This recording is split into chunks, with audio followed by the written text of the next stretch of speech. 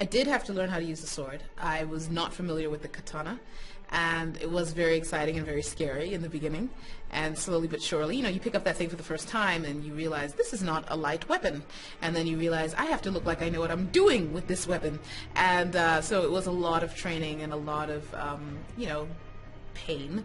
There are new muscles being employed. I thought I was kind of a person who exercised and had a lot of muscles and knew what they were doing, but I did not, because once I picked up this weapon and tried to use it, I realized, okay, there's a lot of other muscles in the body that I have never used, and this is going to be interesting. But it was painful and challenging and really cool and really awesome. And as I started to get more and more comfortable with it, it just became really cool, because then I really got an understanding of this woman's connection to this weapon and how I started to feel it in my body, how that feels in her body. And that was really, so it was actually a very interesting way of learning about the character, because this thing is like it's an extension of her arm. And so really learning about how she always has it right there and what that means for her was really a very cool process. I mean, to be honest, I don't know anything about the zombie genre. I'm a scaredy cat. I never watched zombie films before, so I don't know a thing about the zombie genre. What I do know is that this show is about so much more than zombies, and I think that's what makes it so powerful, is that it's about the people. It's about characters. It's about you can use metaphors. I just had a woman, a Tony Award-winning actress in New York City, tell me she's probably she's probably in she's probably in early 50s or so, late 40s, and she loves the show, and she's saying how it's about you can replace the idea of zombies with anything, with so many issues that society faces, of how we deaden ourselves to our own issues or to our own problems, or how, I always say it's like a war zone. If you study war zones and look at what's happened even across the world with war, it feels like a war zone to me. And some people say, well, you can liken it to when the bottom falls out of your life, like what happened with the economic downturn. But there's so many different ways people interpret the story, and they really say, who would I be if all my comforts just disappeared? And I think that is what people find really, really intriguing about the show, is that it's just not about zombies. It's about people. It's about who would you be in dire circumstances? Who would you become? What choices would you make? Would you make it? And that's the sort of questions I hear more mature audiences asking. And then, of course, there are other audiences that just love zombies. And the zombies are great in the show. They're fantastic. I love the zombies. So, there's just something for everybody. And I think that's what makes the show work. El lunes. I have no idea. You'd have to ask those who love her. I mean, I think that everyone is amazing. I think everyone in the show knows how to survive, and that's why they're still alive. I really respect and admire how every character on the show has really figured out how to survive, and I think that it's a show about survivalists, people who have refused to go down and have hope, and that's what keeps them going. It keeps them alive. It keeps them seeking their loved ones, is that they have hope.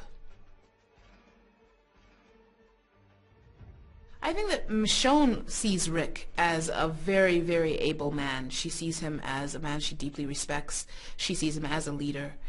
She sees him as someone who's struggling with a lot of traumas, but she sees something very powerful and right in him. She sees integrity in him, and that's why she was able to align herself to his leadership, and she was not able to align herself to the governor's leadership. So Michonne sees Rick as a leader. And she sees him as a man who, even though he deals with complexities and has issues, she knows that the spirit of the man is right, and that makes her forgive all the rest.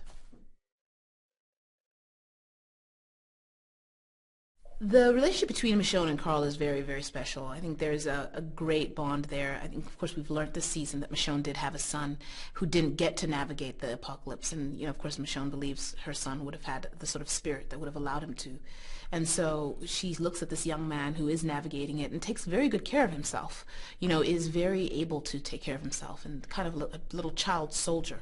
I think she has a very big heart towards that and towards him for those reasons, and really supports him and would definitely protect him if ever needed, but also really respects him, respects that he's a young man with his own mind. He's smart.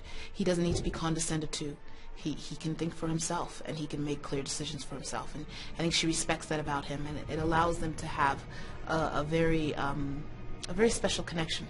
And she definitely sees him as a child soldier. Unfortunately, that's what he's had to be. But being a child soldier is actually something that she finds very. She respects that he's adapted. He's adapted, and he's not a liability. He's very able. El lunes a... Working with the people I work with in the show is actually one of the biggest bonuses of being a part of the show. They are an amazing group of actors, and it's one of the reasons I really deeply decided I wanted the job when I was in the audition process. I was watching the season, and I just was like, this is an amazing group of actors. You could see that they were giving everything they had, that they were going deeper and going more intensely into the work than you generally tend to see. And I was like, this is a group of actors that are doing it as an ensemble and are believing in bringing the best product they possibly can to the table. And I could see it was an egoless process of great work being created. And I just thought that was so attractive, and I wanted to be part of it so deeply. That was before I'd met any of them. It was just watching the work. I could feel the spirit of how they were creating, and it was really, really attractive. And of course, when I got to the set, it was exactly that. It's an amazing group of actors, and they really embraced me as family so quickly. They're amazing. And it was a group of people who truly were, the egos were nowhere in sight, and it was really about the work. And it was such a beautiful thing to become part of. Such a great collaboration, such amazing support. You feel safe. You feel like they're going to really help you do your best work and be there for you. And it's tremendous. It's tremendous. I think it's definitely, I have to give full props at that juncture to Andrew Lincoln, because he is the example that I think we all follow, and he is a man of great integrity and kindness and support and leadership, just sheer leadership. He's just a great leader, but it's through support and care and setting a really fantastic example. So I mean, really, it sounds almost like too good to be true, but it is the truth. It is an amazing group of people that I get to see every day, and that really does make me very happy to go to work. Yeah, I think a lot of us have been allowed and able to work in many projects while working on The Walking Dead, and it's been very generous of the show. And we also don't shoot all year round, so there is time for us to be able to pursue different things. And they definitely respect that of course, as artists, sometimes we do look at other projects. So it's not anything. It's a wonderful thing that we get to sometimes do other things, and we still get to come back and do The Walking Dead, because of course we don't shoot The Walking Dead for 12 months of the year. So there are other months where other things can be done. And yeah, so I definitely, I'm thankful. I'm so thankful for the films I've been able to be a part of. Those are very special projects to me, and I'm thankful for them, and I look forward to doing some more. I feel called to it. I actually tried to walk away from it. I've tried to walk away from it a few times. I was actually my first degree is in social psychology. I was considering living a cushy life in academia, getting a PhD, really trying to, maybe affect social change through social psychological research on the effects of certain social phenomena on the minds of people, young children, things like that. But I got to a point where I felt like I needed to be in a play, like I needed a drug. I just needed to get back to the stage. I needed to get back to what I loved doing. And at that point I knew, I also was in South Africa and had a very powerful experience there that just made me really feel like I needed to just be honest with myself. And honestly, it was what I loved to do. But acting in particular, because what I love to do is also storytelling. So I'd started to write, and I became a playwright as well.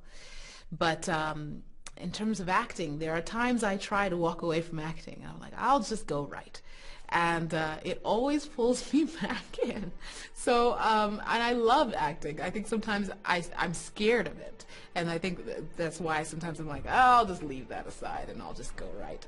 And then acting always draws me back. I was gonna just write for a while, and then I got that audition for Michonne, and I was like, there's no way I'm not gonna go for this part. It's too amazing. So acting always says, oh no, I'm not done with you yet, and pulls me back. So I love it, and I love being able to do what I get to do.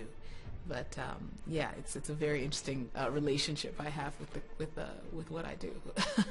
El lunes